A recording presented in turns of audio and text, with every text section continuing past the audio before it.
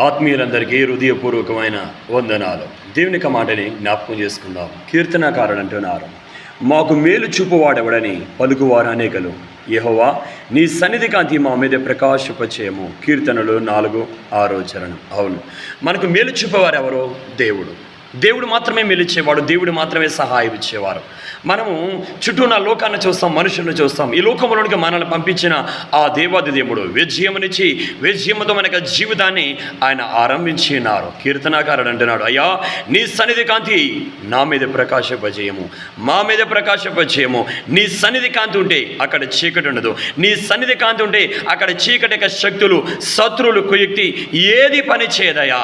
నీ సన్నిధి ఉన్న దగ్గర వెలుగుంది, విజయం ఉన్నది, విడుదల ఉన్నది, నెమ్మది ఉన్నది, సమాధానం ఉన్నది. దేవుని బిడ్డలారా, దేవునికి సన్నిధానంలో ఆయన వాక్యమైన వెలుగులు నీవు నిలవడానికి, జీవించడానికి ఇష్టపడు. దేవుడు నీకు